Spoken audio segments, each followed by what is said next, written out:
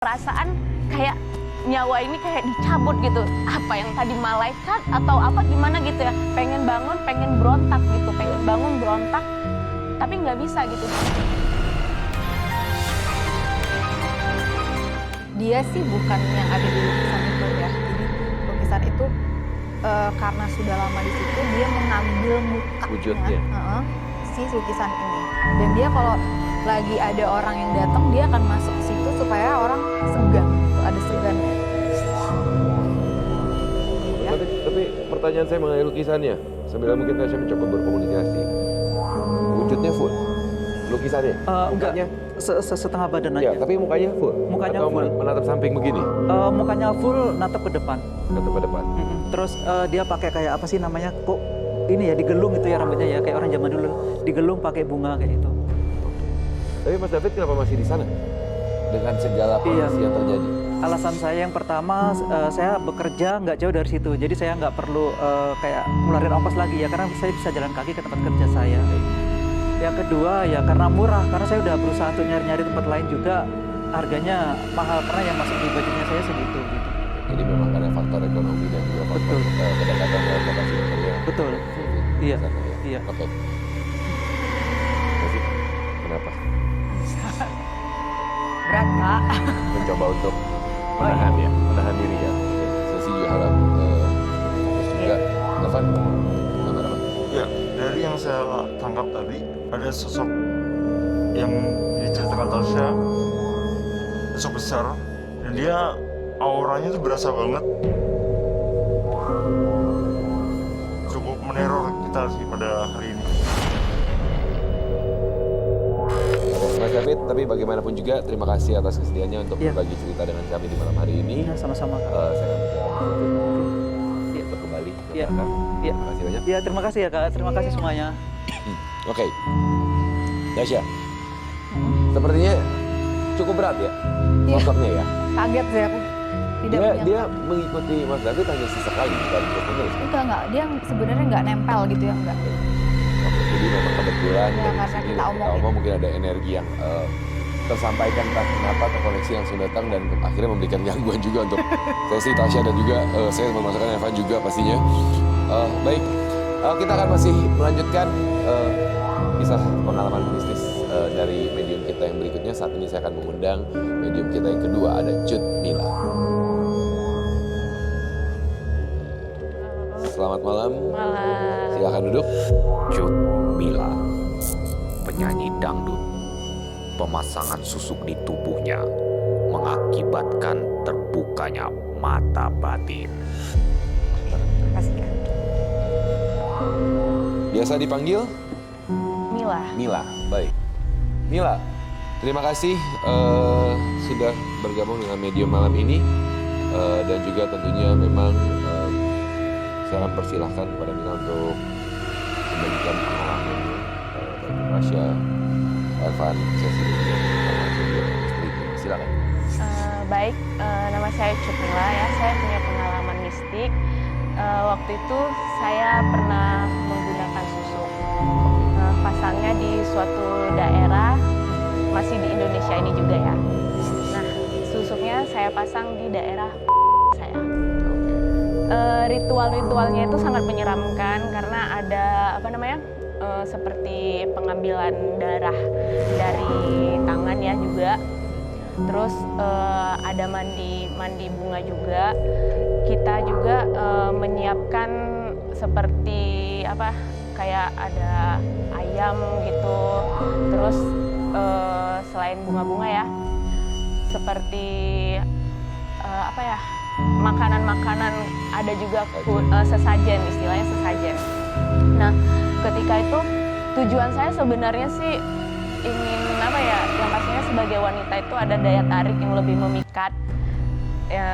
Sebagai profesi saya penyanyi, saya ingin ada daya tarik yang lebih, karena saya nggak mau yang menggunakan tuh. Sekarang tuh banyak orang yang operasi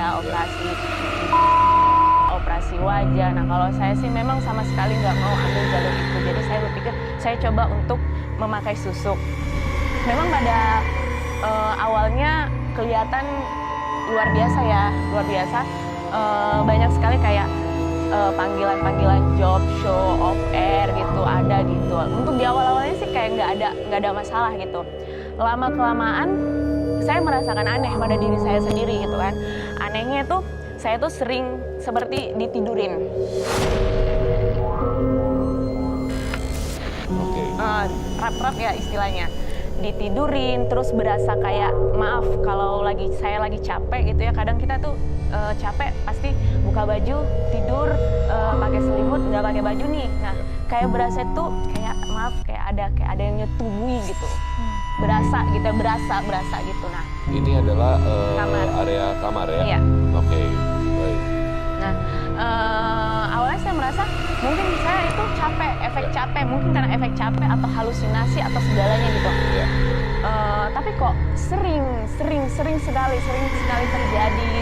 terjadi gitu, sehingga saya tuh nggak tenang, dibawa nggak tenang gitu. Dan akhirnya waktu puncaknya saya pernah tidur. Waktu tidur itu saya merasakan sesuatu yang ada yang bisikin di telinga saya, kayak seperti suara laki-laki gitu, kayak menggaung gitu ya, sebelah kiri saya ingat banget. Nah, waktu itu juga teman saya lagi sholat, posisinya tempat tidur saya tadi ya ada di sini. Nah, posisi depan itu ada space buat untuk sholat, teman saya sholat di situ. Nah, saya merasa antara sadar tidak sadar di situ. Waktu itu seperti rambut saya tuh kayak ditarik gitu, lagi tidur kayak ditarik. Nah, saya kayaknya di dimensi lain, di dunia lain gitu, merasa di dunia lain, kayak melihat kayak bukan di kamar lagi gitu, kayak melihat dunia lain, kayak yang orang jatuh ke jurang sih ya gimana ya, gelap gulita gitu. Perasaan kayak nyawa ini kayak dicabut gitu, apa yang tadi malaikat atau apa gimana gitu ya, pengen bangun, pengen berontak gitu, pengen bangun berontak, tapi nggak bisa gitu. Disuruh kayak mata ini kayak terpejam. Akhirnya saya kebangun, saya diam aja, teman saya ada di situ. Nah, saya diam, saya nggak mau ngomong sama teman saya karena saya kira mungkin saya tuh mimpi. Tapi teman saya nanya gitu, kamu kenapa gitu? Kok kayak orang keserupan gitu, posisinya di atas tempat tidur, keserupan. Pokoknya kayak bergerak keserupan. Aku nggak apa-apa, aku bilang gitu. Nah, aku ke toilet, terus aku berpikir apa itu benar atau gimana, kayak apa itu halusinasi gitu. Pokoknya bertanya-tanya gitu. Nah, kamu ada pakai sesuatu nggak? Iya, saya jawab ada. Saya pakai susuk di daerah bagian ya. Terus dia ngomong itu sebenarnya gitu terjadi. Mungkin saja tanpa kamu sadari kamu ada perjanjian apa? Saya bilang saya merasa nggak ada perjanjian. Saya bilang kan, iya karena kalau memakai hal-hal begitu itu bisa terjadi gitu, perjanjian antara kamu sama si pemilik yang membawa kamu mungkin membuka jalur-jalur kamu yang kamu inginkan, seperti dapat job gitu. Oh seperti itu. Nah, itu harus dibersihin gitu, harus dibuat gitu.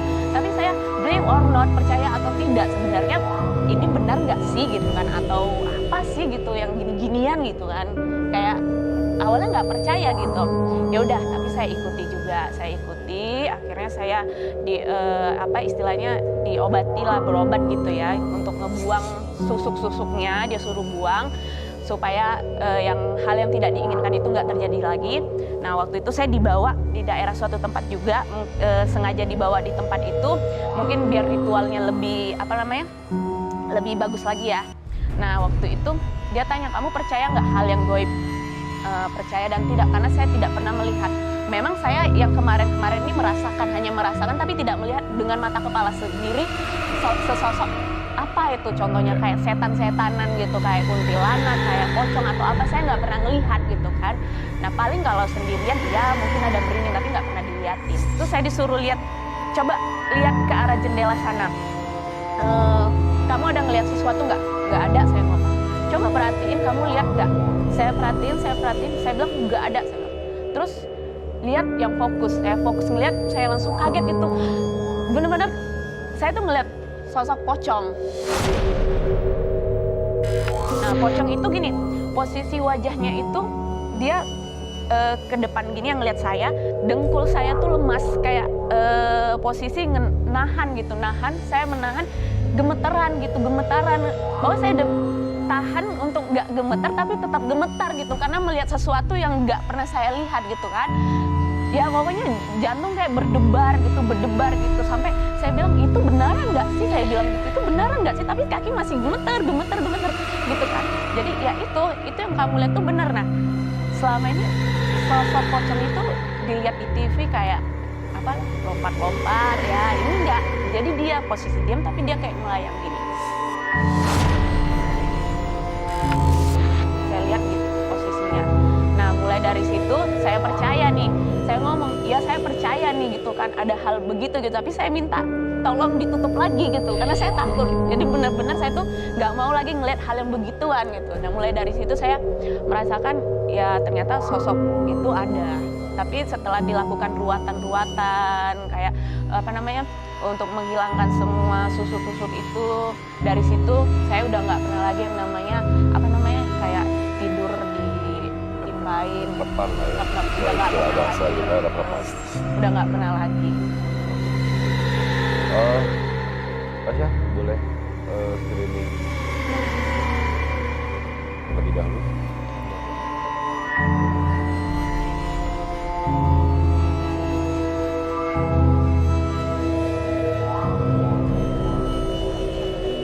Cut Mila. Mbak Cut Mila ini sering suka bingung, mau kayak nggak fokus, Iya. apa nggak fokus jadinya. Terus mungkin ada jadi agak trauma ya karena pertama kali ngeliat itu. Iya bener banget. Terus jadi dan sebenarnya kamu nggak ketutup sepenuhnya. Tapi apa mungkin nanti berikutnya bisa aja? Iya, bisa. Mas, kamu nomor 3, kamu bawa apa? Bawa sesuatu? Enggak. Atau harus digeledah?